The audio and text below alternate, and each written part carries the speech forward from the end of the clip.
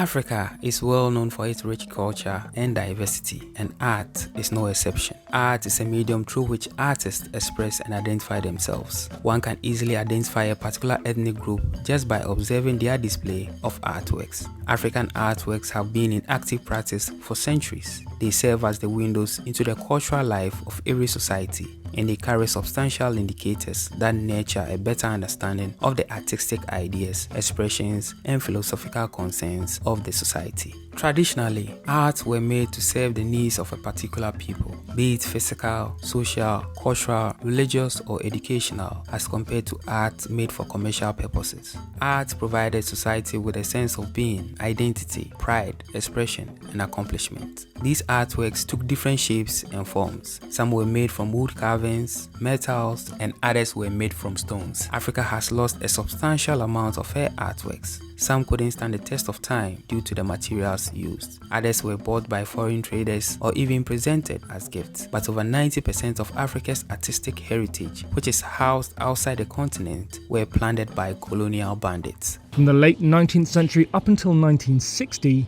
thousands of artworks, including wooden statues, elephant ivory masks, manuscripts, and musical instruments, were looted from the country. Millions of Congolese are estimated to have died when the country was a personal fiefdom of King Leopold II, before becoming a colony of the Belgian state.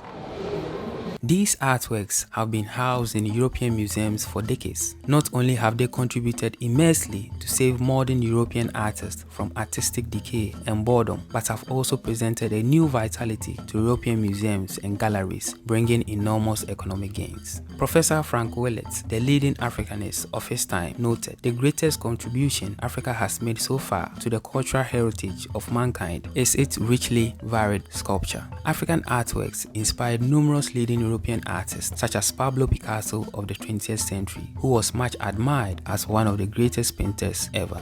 Even though Picasso drew inspiration in African art, he would still go on for a long time to deny its very existence, which was ironic for someone who owned a collection of African art. Picasso later claimed African art were pivotal to his art after he visited the Ethnographic Museum in Paris with another artist friend, which led to what he called the Black Period. He would later describe his experience.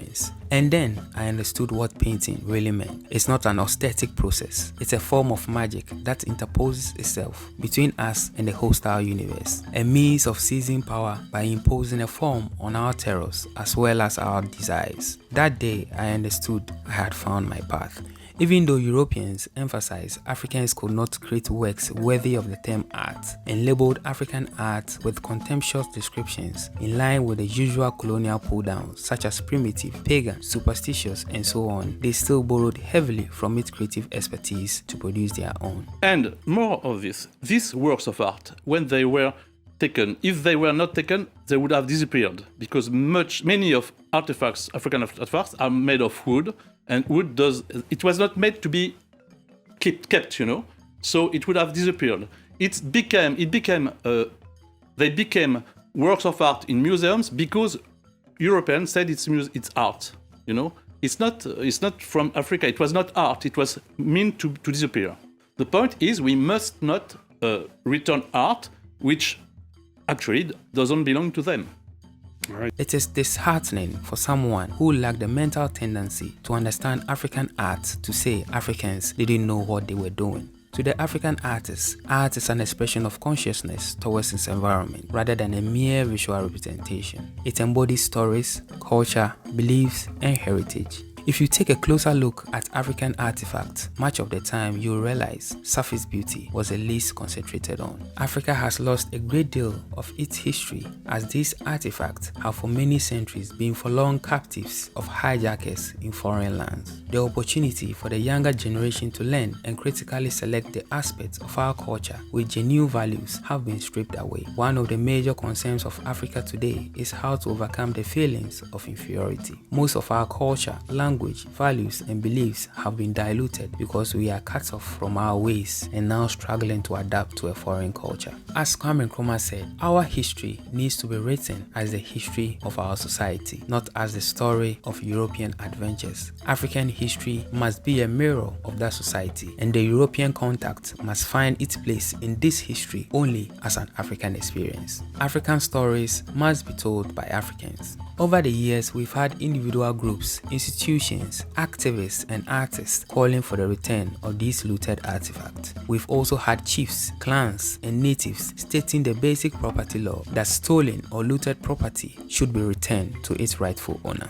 On February 28, 2019, London Museum, Stuttgart, Germany, returned a Bible and a whip belonging to Hendrik Witpo to the Nama ethnic group in Namibia. On November 18, 2019, France returned a sword that originally belonged to Omar Seydou Tall, an Islamic scholar and a ruler in Senegal in the 19th century. As this might be seen as a window of returning thousands of looted artifacts back to Africa, efforts have proven very controversial. Some European museums argue that Africa does not have the standard infrastructure to house these artifacts, and it will be better for them to keep them. Meanwhile, the Bangwa Queen's wooden carving, which was taken by German colonist Gustav Conro in 1899 from the Bangwa people of Cameroon, sold for a record of $3.4 million at an auction in New York. There's no doubt that Europe's interest in making money from these artifacts is their chief concern, rather than the idea of safekeeping, as they claim. Some say it's a political decision and museums are only custodians and cannot make decisions towards repatriations. There's also been internal disputes among certain clans with regards to the rightful heir to receive these artifacts, which has also presented the opportunity for European museums to request proof before handing them over. They say they want proof. In this book, I've gathered all the documents the Germans require, showing that I am Lok Priso's rightful heir. Here, for example, in 1994, the Belle Belle named me heir to the throne. The prince is an elite member of the Belle Belle chiefdom. He's a member of the family, but he's not the king. The Victoria and Albert Museum in London has indicated that it was willing to return looted treasures to Ethiopia on loan, meaning these arts will be allowed in Ethiopian museums over some time and then returned. The question is, are we Africans not the ones who are supposed to loan them to the Europeans? I believe the unification of Africa is long overdue.